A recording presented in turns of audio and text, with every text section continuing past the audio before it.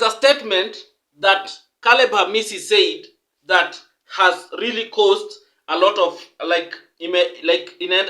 inaweza kusambaratisha this coalition that was ilikuwa inajulikana kama Kenya Moja. You remember this coalition ya Kenya Moja consisted of Caleb Hamisi, wa Mushomba and Babu Owino and Sifuna pia alikuwa hapo hivyo. But there is a statement that he made and Babu Owino responded, and it is very very clear. It is very very clear that this coalition is going nowhere. It is very clear that this coalition is going nowhere. I'm going to play that clip, and then I'm also going to play to you how Babu Owino responded, and then we are going to do a critical analysis into what was said and the future of this Kenya Moja. Where is it going? You get? Because it started so well, but what is the future of this? But before I go and dig deep into this, if you're watching me for the first time, I know there's some of you who are watching me for the first time. I'd like you to kindly take a second. I plead with you. Take a second to subscribe and to hit the notification bell so that anytime I post a video, you will always be the first to watch. So kindly do so. Na kama kawaida, I will be back.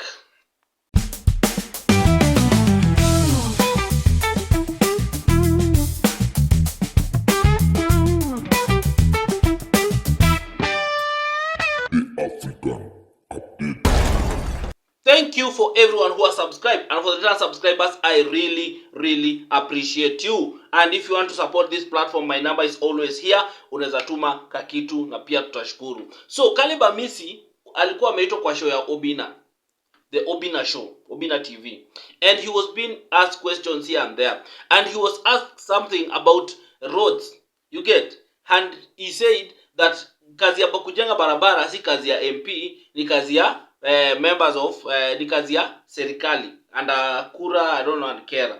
And he was asked, then how comes his constituents hawana barabara, you get? He said because it's not his responsibility to build roads. But then Obina asked him, what about Babu Owino? Because tumeona Babu Owino akijenga a lot of roads in Embakasi East, where he's the member of parliament. And he responded that Babu is just taking credit for barabara zenye sio yeye anajenga. Hizo barabara si yeye anafaa kujenga na kila kitu. And this one sparked a lot of reactions. And even Babu Owino was asked later, and there's a way he responded. So I want you to watch these videos, and then I will come back and do a critical analysis of this. But for example, Babu, your colleague and friend, yeye amepiga kazi safi pale nini? Sio kazi yake. Don't be like but yeye support nani? No, that is not Babu's work. It is a work of Kura that it does the whole of Nairobi. What Babu does, he just come and take the photo and the post. But there are other that is being done. Maybe the MPs are not bothering to take photos and the post. You know, you guys journalists, you really read a lot into things. But anyway, now that you've asked it, I want to tell you that I also thought that Caleb Hamisi is my friend. But anyway, it is another bitter soul detected. And I want to advise you that bitterness is like swallowing poison and expecting the other person to die. I want to tell you clearly that if the national government was doing roads in Embakasi East constituency, as Mheshimiwa Caleb is claiming, how comes the same national government is not doing roads in his constituency or other constituencies for that matter? Any road, any project that the national government has always done, they always post. There is no single road from Embakasi East that they posted. Yes. So umesikia vile nani amerespond. You've heard how Caleb Hamisi has spoken and Babu Owino has responded. And it is very very clear. Babu Owino anasema Caleb Hamisi ni wivu ako nayo. And he always thought that Caleb Hamisi was one of his friends. But it's very clear now they are not friends. That Caleb Hamisi akona kitu ni wivu tu ako nayo. And you can see Caleb Hamisi kuna vile the way he has been speaking in public and the way he has been behaving, you can clearly see that this is a politician that there's something beneath him.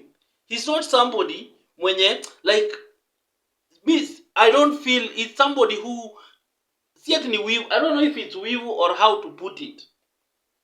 Because even how he has been talking in the public spaces, you know, for me, I just don't take politicians just for what they say. I try to analyze this kind of people.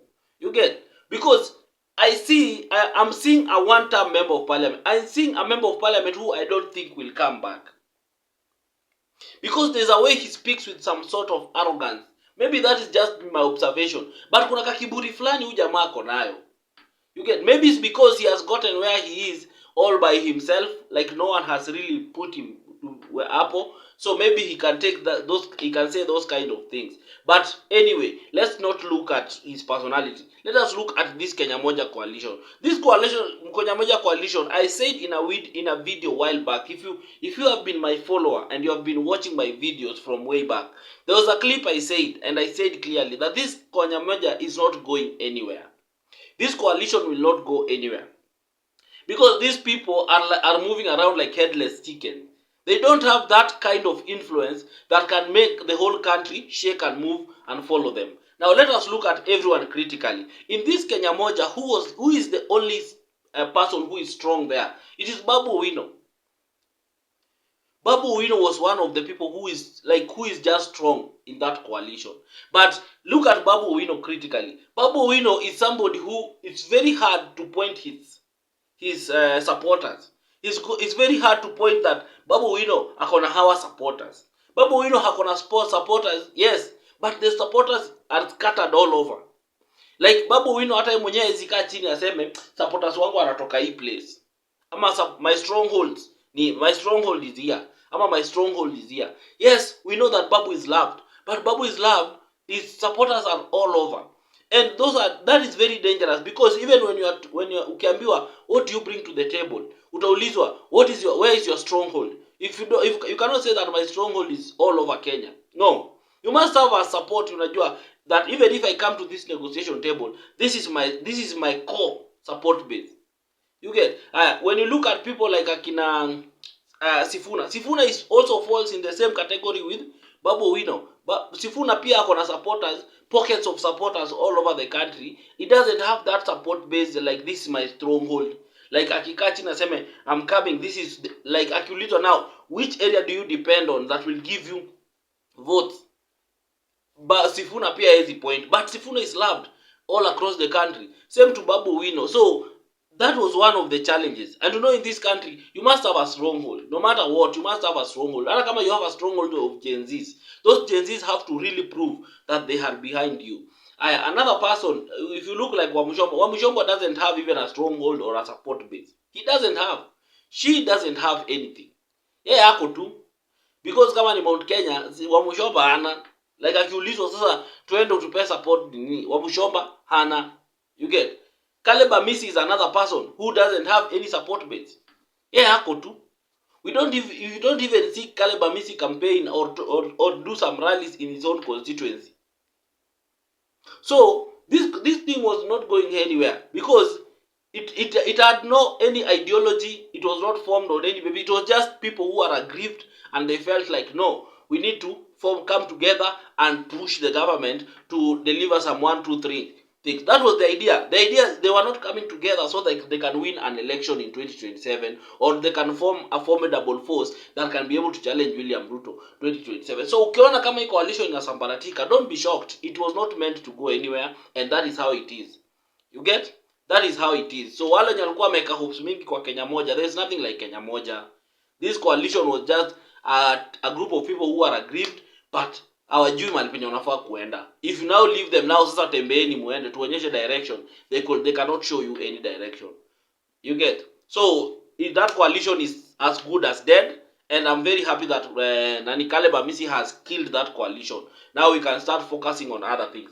Anyway guys, thank you. Make sure you follow me for more and more updates, and put your comment put your views in the comment section. But please, I really plead with you, remain respectful. Do not insult people. I always ask you generously and kindly, whenever you share your views, kindly remain respectful. Do not come with insults. It's not a good place. We want to create a safe space whereby everyone can feel like they can come here and it is safe. They can share their opinion without feeling like they can be insulted or be criticized. So thank you. Until next time. Bye-bye. Ta-ta-ta.